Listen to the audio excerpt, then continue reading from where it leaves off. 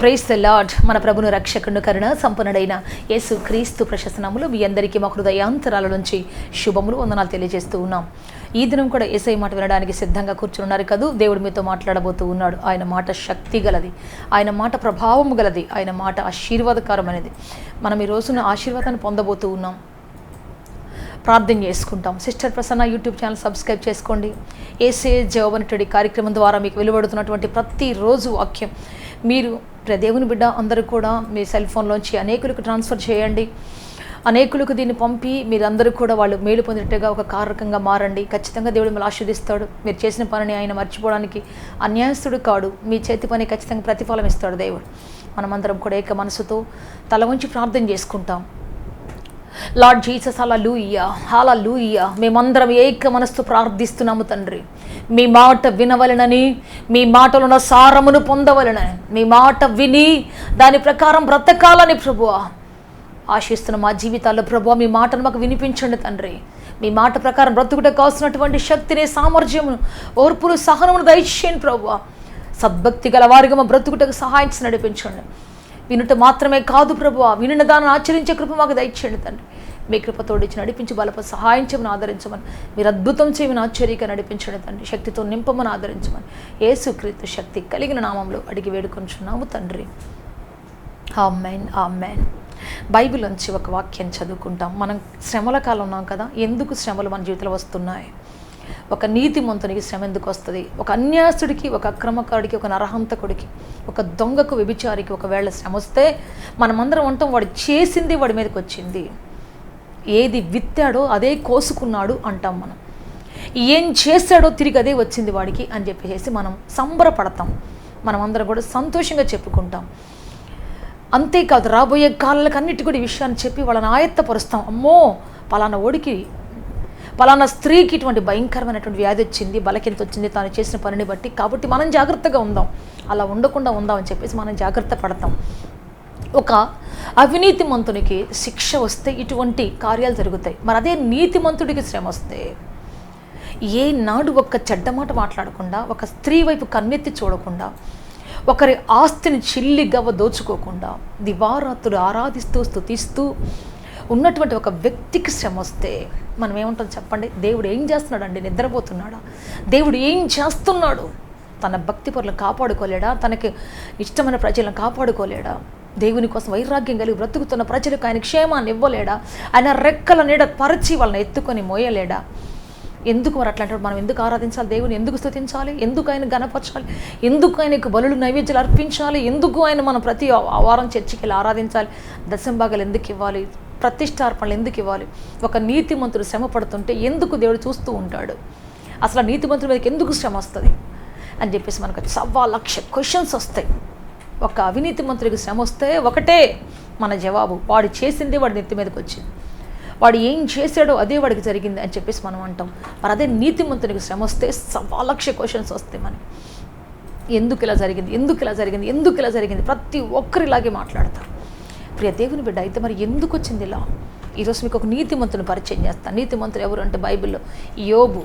అటు దేవుని చేత, ఇటు సాతాను చేత, ఇటు ప్రజల చేత, అంతేకా తనకు తానుగా 4 దిక్కుల అతనికి సాక్ష్యం ఉంది. తాను ఒక నీతిమంతుడని, యథార్థవంతుడని, చెడుతనను అసహించుకున్నటువంటి వాడని, నమ్మకస్తుడని చాలా ఉన్నాయి అతనికి బిరుదులు. అటువంటి వ్యక్తికి ఒక రోజున తానే చెప్తున్నాడు నాకు శ్రమ వచ్చింది అని. చూద్దామా మనం ఒకసారి? యోబు గ్రంథం 3వ అధ్యాయం 26 వచనం చదువుకుంటాం. నాకు నెమ్మది లేదు, సుఖము లేదు, విశ్రాంతి లేదు, శ్రమయే సంభవించుచున్నది. నెమ్మది లేదంట, విశ్రాంతి లేదంట. భక్తిహీనులకు నెమ్మది ఉండదు బైబిల్ చెబుతుంది. కానీ భక్తి గలవానికి కూడా నెమ్మది లేదు, సమాధానం లేదు. అతనికి ఎటు చూసినా దుఃఖం, ఆవేదన, బాధ కలుగుతూ ఉన్నది. అయితే ప్రియ దేవుని బిడ్డ, మరి ఇట్లాంటి క్రిటికల్ కండిషన్స్లో ఎందుకు ఇతడు శ్రమ కలుగుతుంది? నాకు శ్రమే వస్తుందని ఎందుకు చెప్తున్నాడు? ఏం జరిగింది అతని జీవితంలో అంటే మనకు జవాబు కావాలంటే మనం పైనే చూద్దాం. 25వ వచనం, యోబు గ్రంథం 3వ అధ్యాయం 25వ వచనం. ఏది వచ్చునని నేను బహుగా భయపడితేనో అది ఏ నాకు సంభవించుచున్నది, నాకు భీతి పుట్టించున్నది ఏ నా మీదకి వచ్చుచున్నది. ఇక్కడ మనం చూసినట్లయితే యోబు తల మీదకు శ్రమ రావడానికి కారణం ఏంటి? యోబు శ్రమల కొలిమిలో ఉండటానికి కారణం ఏంటి? ఇంత పెద్ద నష్టానికి కారణం ఏంటి అంటే భయం. అతను చెప్తున్నాడు, నేను ఏది వస్తుందని భయపడ్డానో. అతను భయపడ్డాడు ఒక రోజున.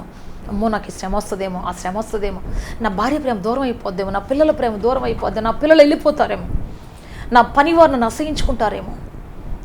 ఈ విధంగా ఆయన భయపడుతూ భయపడుతూ భయపడుతూ, ఒకవేళ అలా వస్తే, ఒకవేళ ఇలా అయితే, ఒకవేళ నా పంటలను నాశనం అయిపోతే, ఒకవేళ నా పని వారిని ఎవరైనా దోచుకొని వెళ్ళిపోతే, శత్రువులు తగలబెట్టేస్తే నా పంటలో, అయ్యో ఒకవేళ ఇలా అయితే, ఒకవేళ అలా అయితే, ఒకవేళ అలా అయితే, ఒకవేళ ఇలా అయితే అని చెప్పేసి మనం ఒక ఇమాజినరీ ప్రపంచాన్ని సృష్టించుకుంటున్నాం. దేవుడే మనకు కంచె వేశాడు. బైబిల్ చెప్తాం, ఆయన యందు భయభక్తులు గలవారు చుట్టూ అనే దూత కావలిండు కాపలాగా వస్తుందని చెప్పేసి దేవుడు చెప్తుంటే, నీకు ముందుగా నా దూతను పంపి మార్గము సరళం చేస్తాను, నీ సైన్యపు వెనుకటి భాగమున నేను తోడుగా ఉంటానని చెప్పేసి దేవుడు అంటుంటే, నా సన్నిధి నీకు తోడుగా వచ్చును అంటుంటే, ఇన్ని రకాలుగా చెప్తూ ఉంటే, నేను చివరి శ్వాస వరకు కాపాడుతాను, ముదిమి వచ్చు వరకు ఎత్తుకుంటాను, తల వెంట్రుకలు నరి వరకు చంకన పెట్టుకుంటాను, నేను తల్లి మరచిన నేను మరవను, తండ్రి విడిచిన విడువను, తన చంటి పిల్లను తల్లి మరుసుదా? ఒకవేళ మరవదు, అయినా మరచినా సరే నేను కూడా మరవను అని చెప్పేసి, అంతగా తల్లి కంటే ప్రపంచంలో అత్యంత విలువైన ప్రేమ, శ్రేష్టమైన ప్రేమ, ఒకే ఒక ప్రేమ, స్వార్థం లేనటువంటి ప్రేమ, తల్లి ప్రేమ. సో ఇటువంటి తల్లి ప్రేమ కంటే ఎక్కువగా దేవుడు తన ప్రేమను ప్రత్యక్షపరుచుకుంటూ ఉన్నాడు. సో అటువంటి మరి వాగ్దానాలు ఎన్నో దేవుడు మనకిస్తే మనం ఒక ఇమాజినరీ ప్రపంచాన్ని సృష్టించుకుంటాం భయంతోటి. అమ్మో, ఒకవేళ నాకు కూడా ఇలా వస్తే, పలానోళ్ళకి వచ్చింది, ఒకవేళ నాకు వస్తే, పలానోళ్ళకి అలా అయ్యింది పెళ్లి చేసుకుంటే, ఒకవేళ నాకైతే. నేను ఈ మధ్య ఒక బ్రదర్ని పెళ్లి చేసుకోరా అని చెప్తా ఉంటే, అమ్మ వద్దులేక్క, నా ఫ్రెండ్ భార్య భయంకరంగా వాడిని మోసం చేసేసింది, నా ఫ్రెండ్ భార్య వాడిని భయంకరంగా అసలు చీట్ చేసేసి, తన పేరు మీద వాడి ఆస్తులు మొత్తం రాయించేసుకొని, వాడిని నమ్మకంగా చేసేసి, వాడు వెలుముద్రలు వేయించుకొని, వాడి సంతకాలు పెట్టించుకొని భయంకరంగా చేసేసిందక్క, అసలు మామూలుగా లేదక్క, వద్దక్క, నాకు పెళ్ళంటే విరక్తి వచ్చేసింది.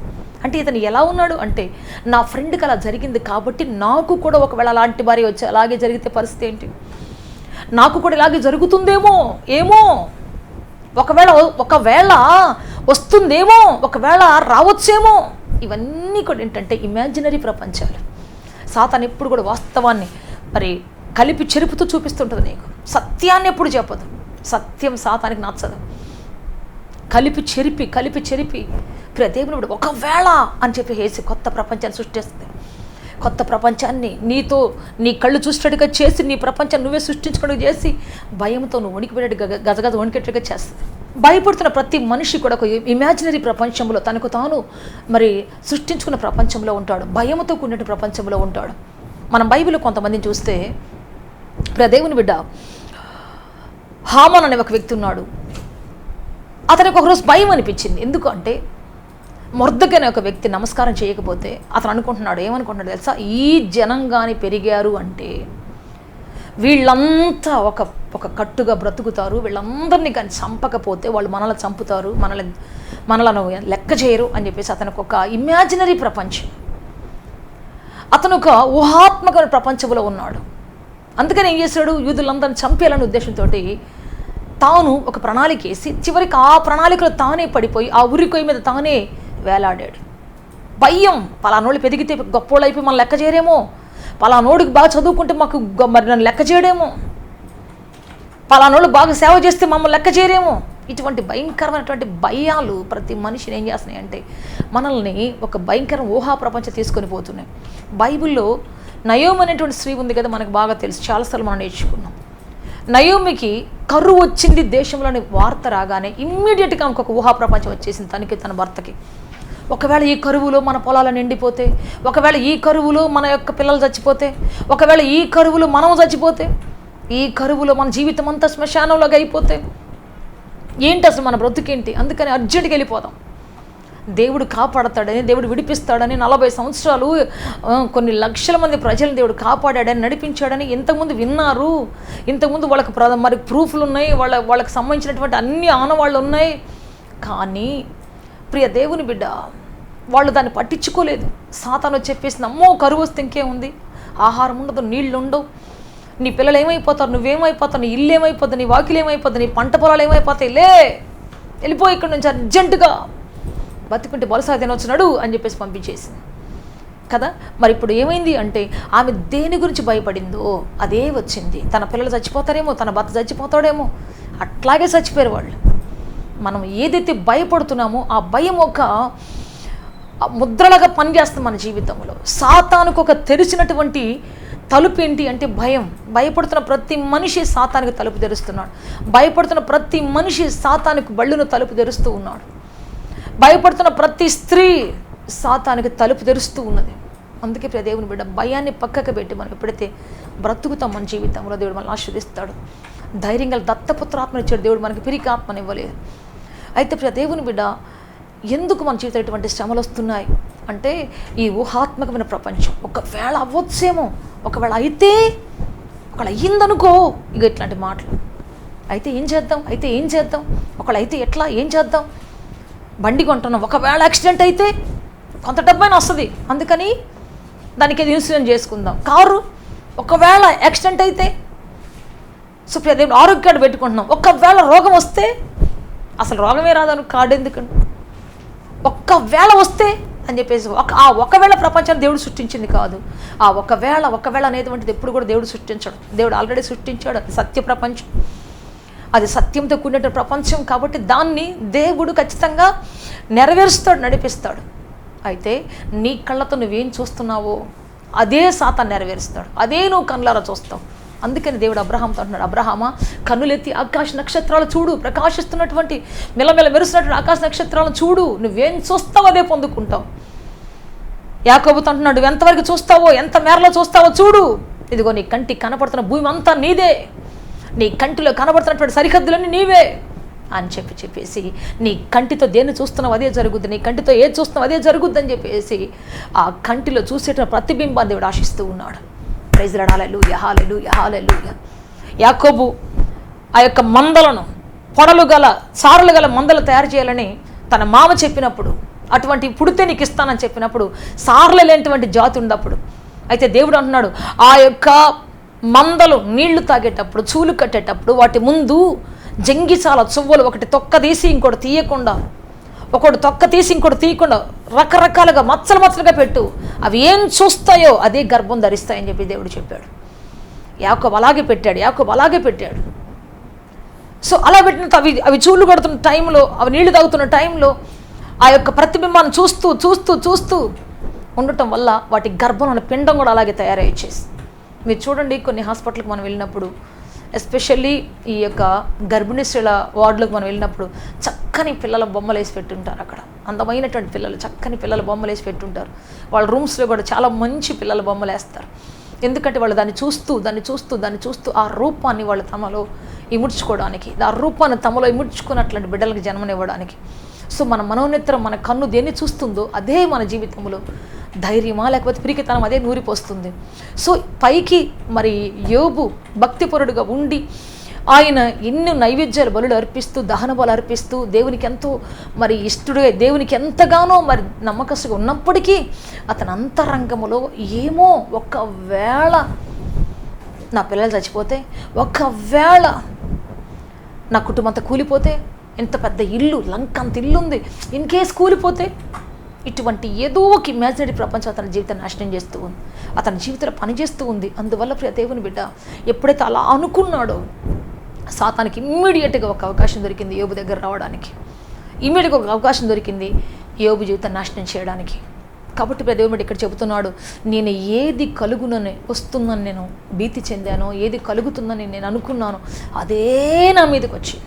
అందుకే ఈరోజు నువ్వేమనుకుంటావు అంటే, నా పిల్లలు గొప్పగా చదువుతారు, నా పిల్లలు ఉన్నతంగా ఎదుగుతారు, ఫలిస్తారు, దేవుడు వాళ్ళని ఆశీర్వదిస్తాడు, నా కుటుంబం తలగా చేస్తాడు, పైవాడిగా చేస్తాడు, నేను కింద పడనివ్వడు, పైకి ఎత్తుకొని పోతాడు, ఆయన రెక్కలపై మోసుకుంటాడు. ఎన్ని కష్టాలు వచ్చినా, శ్రమలు వచ్చినా, బాధలు వచ్చినా, ఇరుకులు వచ్చినా నిశ్చయంగా నా దేవుడు నన్ను ఎత్తుకొని మోసుకుంటాడు, నన్ను ఎత్తుకొని తీసుకుని వెళ్తాడు.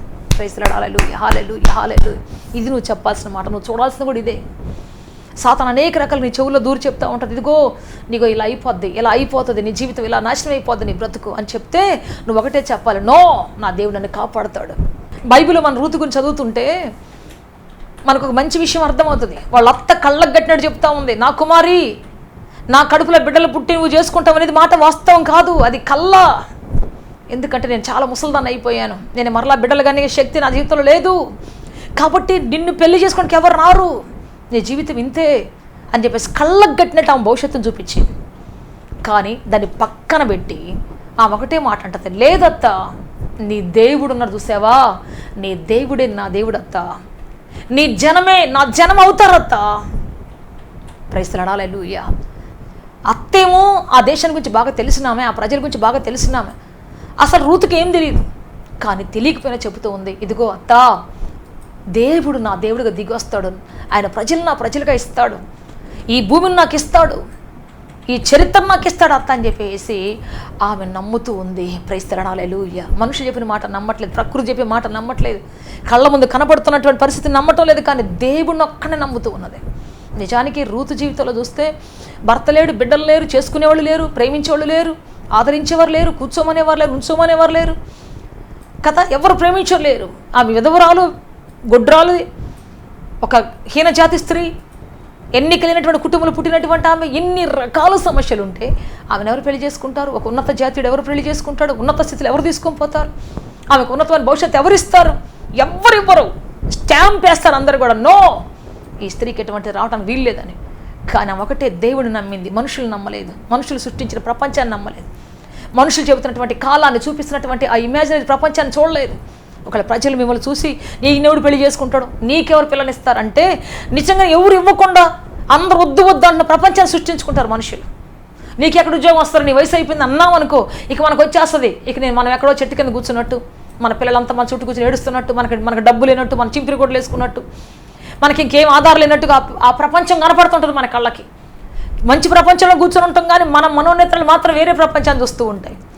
దేవుని వాగ్దానం పక్కకి వెళ్ళిపోద్ది, దేవుని మాట పక్కకి వెళ్ళిపోద్ది, పెద్దలు ఆరాధిస్తుంటే కానీ హృదయం మాత్రం, కళ్ళు మాత్రం ఆ ప్రపంచాన్ని చూస్తూ ఉంటుంది, ఆ చింపిరి ప్రపంచాన్ని. సాతాను మన జీవితం అలా మరులు కొలిపి మన బ్రతుకుని నాశనం చేస్తుంది.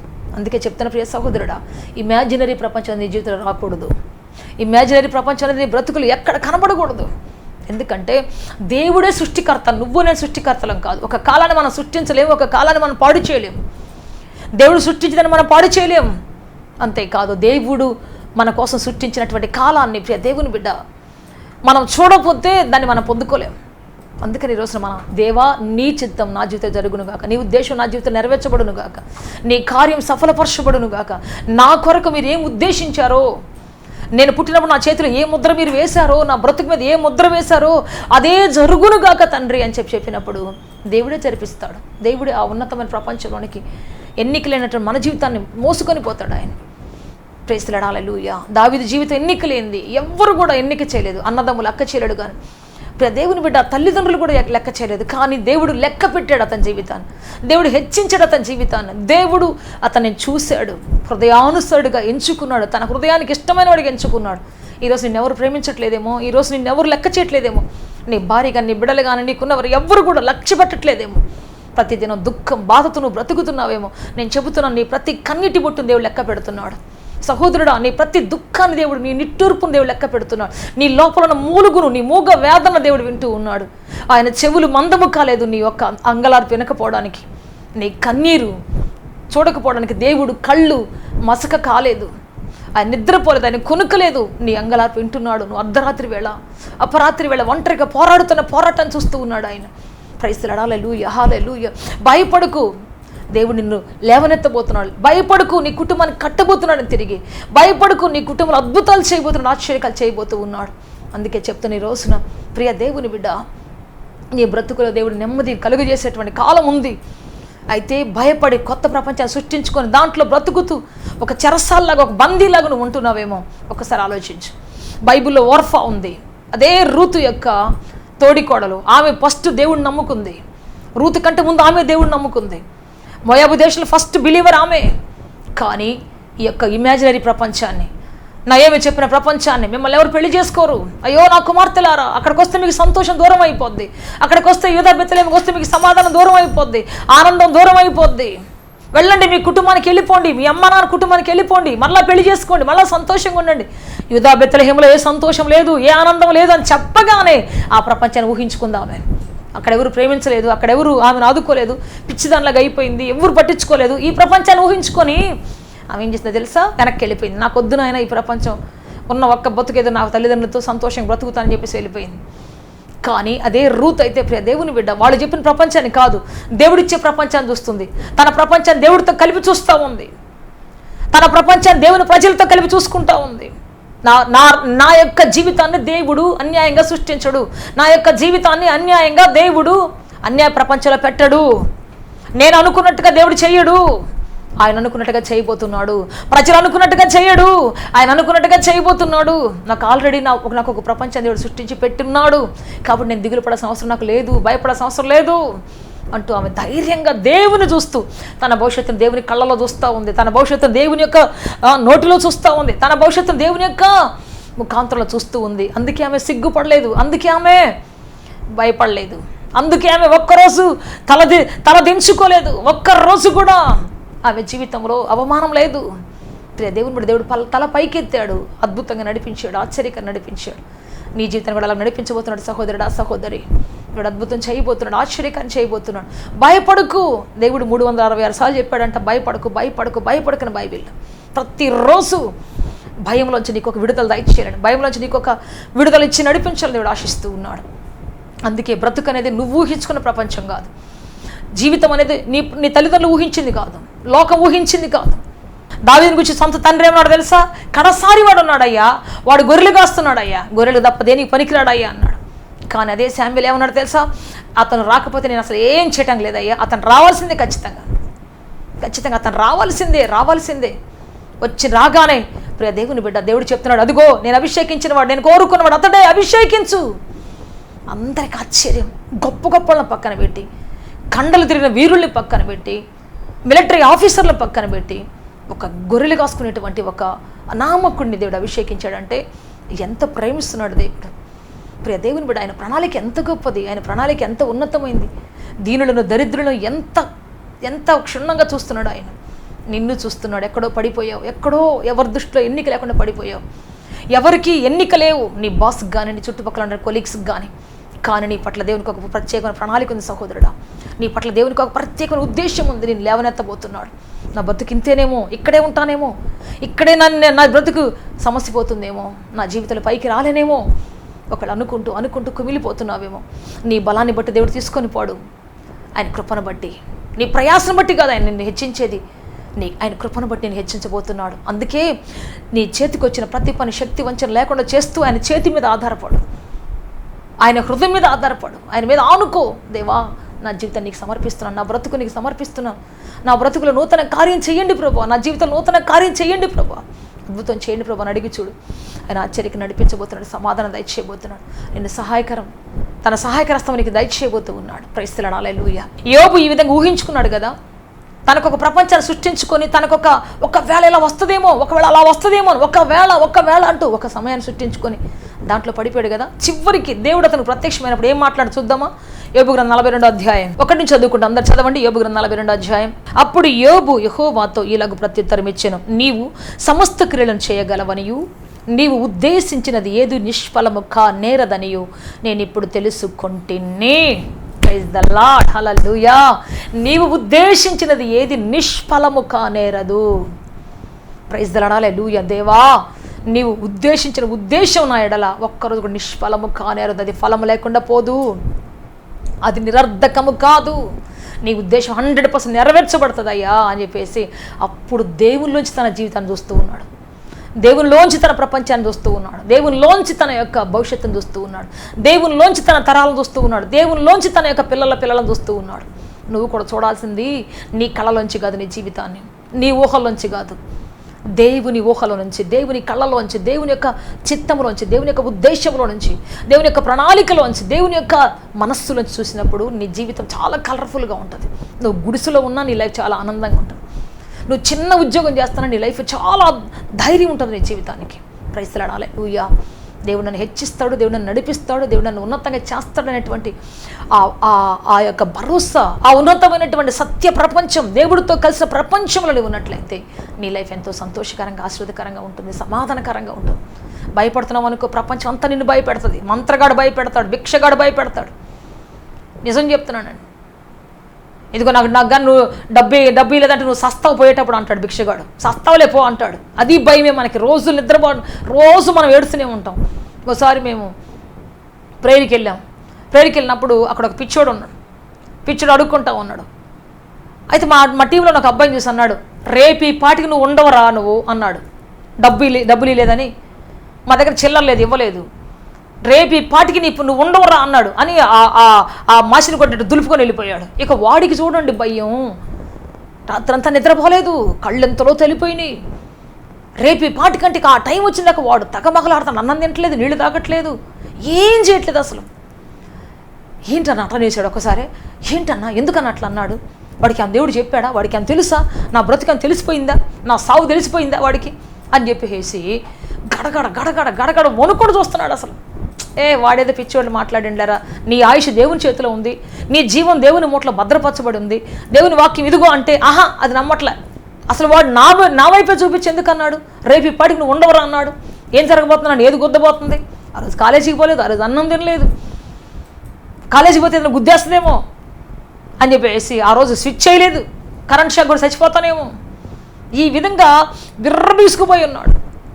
ఆ టైం అయిపోయింది, మళ్ళీ రెండో తెల్లారు ఆ టైం అయిపోయింది, మూడో రోజు ఆ టైం అయిపోయింది, ఇప్పటికీ అదే అయిపోయింది. వాడు హ్యాపీగా పెళ్లి చేసుకున్నాడు, ఉద్యోగం చేస్తూ ఉన్నాడు. మనుషులు కొన్ని ప్రపంచాలు, కొన్ని శాప ప్రపంచాలు మన జీవితాలు శాసిస్తుంటారు. దేవుని ఉద్దేశం నెరవేర్చబడుతుంది తప్ప ఏ మనుషుడి ఉద్దేశం నెరవేర్చబడదు.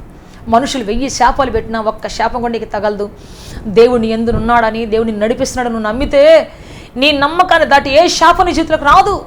దేవుడిని ఆశీర్వదించి పంపించాడు. జగత్తుకి పునాది వేయబడక ముందే నీ తరాలు, నువ్వెప్పుడు మీ తాత ముత్తాతల పుట్టక ముందే నిన్ను ఆశీర్వదించాడు దేవుడు. మనం ఆశీర్వించబడినట్టు వంశంలో ఉన్నాం, అబ్రహాం వంశంలో ఉన్నాం, యాకోబు ఇస్సాకుల వంశాలు మనం ఉన్నాం.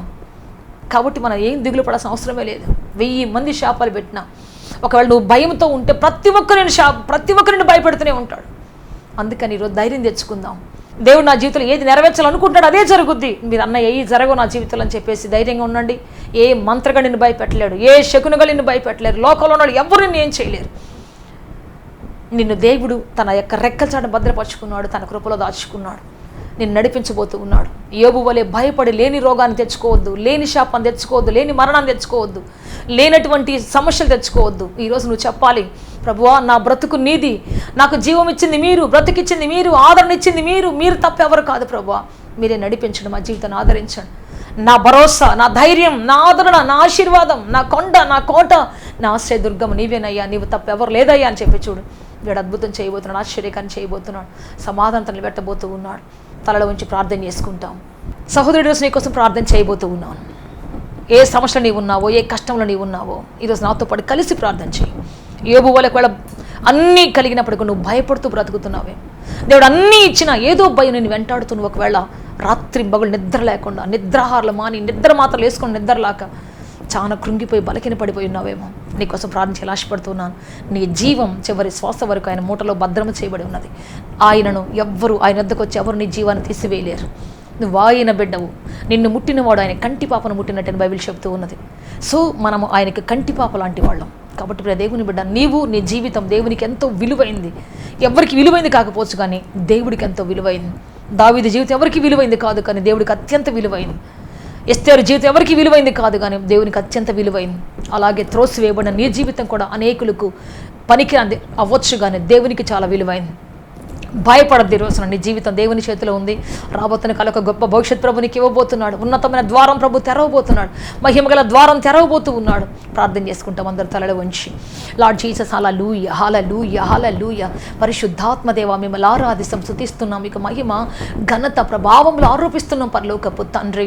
ఎంతమంది ప్రజలు ఇప్పటికే ప్రభు భయంలో కూరుకొని పోయి తండ్రి, భయమైన చట్టంలో బిగించబడి ప్రభు తన నిరీక్షణ లేక, నెమ్మది లేక, సమాధానం లేక ప్రభు ఎంతమంది కొట్టుమిట్టాడుతున్నారో తండ్రి నాయన. భయపడుతూ బ్రతుకుతున్న ప్రజలు, నా మీదకి ఏదో రాబోతుంది, నాకెవరో ఏదో చేయబోతున్నారు, అయ్యో నా బ్రతుకు చీకట్లకు వెళ్ళబోతుంది, శాపాల మధ్యలో ఉండబోతుందని చెప్పేసి లేని ప్రపంచాన్ని ఊహించుకొని ప్రభు, లేని శాపాన్ని ఊహించుకొని, లేని కష్టాన్ని ఊహించుకొని ప్రభు భయముతో రంగు పులుముకొని బ్రతుకుతున్న ప్రజలు ఉన్నారు తండ్రి. యేసు క్రీస్తు నామములో నా ప్రియ సహోదరుని మీ చేతిలో సమర్పిస్తున్నాను అయ్యా, నా ప్రియ సహోదరుని మీ చేతిలో సమర్పిస్తున్నాను. ఇప్పుడే అద్భుతం జరుగును గాక, ఆశ్చర్యకార్యం జరుగును గాక తండ్రి. ప్రతి మంత్రము, తంత్రము, శకునము ప్రతి చాతబడి చిల్లంగి దురాత్మ చీకటి శక్తులు ఈ కుటుంబాన్ని విడిచి బొమ్మని చెబుతున్నాం. ఇప్పుడే భయపడుతున్న శత్రువు యేసు నామములో వీరిని చూసి గజ గజ వణుకునుగా కానీ చెబుతున్నాం. ఏ శత్రువుని భయపెట్టకూడదని చెబుతున్నాం. ఈ వాక్యాన్ని వింటున్న బిడ్డలు తండ్రి, వాక్యాన్ని వింటున్న ప్రతి ఒక్కరు తండ్రి ఆశీర్వాదకరముగా మార్చబడునుగా కానీ చెబుతున్నాం. ఏ దుష్టాత్మ బిడ్డ మీద రాకూడదు ప్రభువా. ఏ వ్యాధి వీరి జీవితాన్ని నాశనం చేయకూడదు ప్రభువా. ఏ బలకింత నాశనం చేయకూడదు యేసుక్రీస్తు నామములో. అద్భుతం జరుగును గాక తండ్రి, ఆశ్చర్యకరం జరుగును గాక యేసయ్యా. మీ కృప దిగి వచ్చును గాక యేసయ్యా. మీ సమాధానం దిగి వచ్చును గాక తండ్రి. నాయన కృప కృప కృప కృప కృప మీ కృప దిగి రావాలి తండ్రి. నాయన ఈ బిడ్డలు నిండు నూరేళ్ళ ఆయుష్ కలిగి బ్రతకాలి నాయన. ప్రతి ఒక్కరూ ఉద్యోగులు స్థిరపడాలి, వ్యాపారంలో స్థిరపడాలి, వివాహ విషయంలో అద్భుతం జరగాలి ప్రభువా. బిడ్డల కలగాలి యేసుక్రీస్తు నామములో. వారికి ఉన్న భయాలు తొలగిపోను తండ్రి, వారికి ఉన్నటువంటి నేరారోపణ తొలగిపోలే యేసుక్రీస్తు నామములో. మీ మహిమ దిగి వచ్చును గాక తండ్రి. ఎంతమంది చేతులెత్తి ప్రార్థిస్తున్నారు, ఎంతమంది నీ ముందు విజ్ఞాపన చేస్తున్నారు, ఎంతమంది గోజాడుతున్నారు ప్రభువా. అట్టి వారికి తలుపులు తెరవబడును గాక, సమాధాన తలుపులు తెరవబడును గాక, ఆశీర్వాదం తలుపులు తెరవబడును గాక అని చెబుతున్నాం. ప్రతి చీకటిని బంధిస్తున్నాం, ప్రతి చీకటి లయమైపోమని చెబుతున్నాం యేసుక్రీస్తు నామములో. మీ కృప ఆదరణ ఆశీర్వదించి నడిపించి బలపరిచి స్థిరపరచమని, సహాయం చేయమని, దయ చూపించి అభిషేకించమని, మీరు ఆదరించమని తండ్రి, అద్భుత కార్యం చేయమని, మీ శక్తితో నింపబడుచున్నాం తండ్రి. నాయన కృప కృప కృప కృప కృప ఈ బిడ్డ జీవితంలో కృప కలుగును గాక, కృప కలుగును గాక, కృప కలుగును గాక, కృప కలుగును గాక, కృప కలుగును గాక తండ్రి. నాయన మీరే కృప చూపు నడిపించి బలపరిచి సహాయం చేయమని, ఆదరించమని యేసుక్రీస్తు శక్తి కలిగిన నామములో అడిగి వేడుకొంచున్నాము తండ్రి. ఆమేన్ ఆమేన్. May God bless you all. దేవుడు అత్యధిక దీవించి ఆస్వాదించి మీ జీవితాన్ని ఉన్నతంగా ధైర్యంగా దత్తపుత్రాత్మతో కలిసి నడిపించును గాక, ఘనమైన స్థితిలో నిలబెట్టును గాక, ఆశీర్వదించును గాక. ఆమేన్ ఆమేన్. మీ జీవితాలను విచ్ఛిన్నమైన మీ బ్రతుకులు తిరిగి కట్టును గాక, స్థిరపరిచి నడిపించును గాక. ఆమేన్ ఆమేన్. ఆత్మతో సత్యముతో ఆరాధించాలని ఆశిస్తున్నారా? యేసయ్యను గూర్చి మరింత లోతుగా తెలుసుకోవాలని అన్వేషిస్తున్నారా? శ్రమల, వేదనల, గొడ్రాలితనమా, నిరుద్యోగమా, ఓటమియా, సమస్య ఏదైనా జవాబు మాత్రం యేసులోనే. మీ సమస్యల కొరకు ప్రార్థించుటకు మా ప్రయత్న ద్వారములు ఎల్ల వేళలా తెరవబడే ఉంటాయి. వివరములకు మా చిరునామా హోలీ ప్యారడైజ్, కేహెచ్ వాడ, నవాబ్పేట, నెల్లూరు, ఆంధ్రప్రదేశ్, ఇండియా. మా ఫోన్ నంబర్లు 9247807631 మరియు రండి, మీ దుఃఖ దినములు సమాప్తములగును. ఆమేన్ ఆమేన్ ఆమేన్.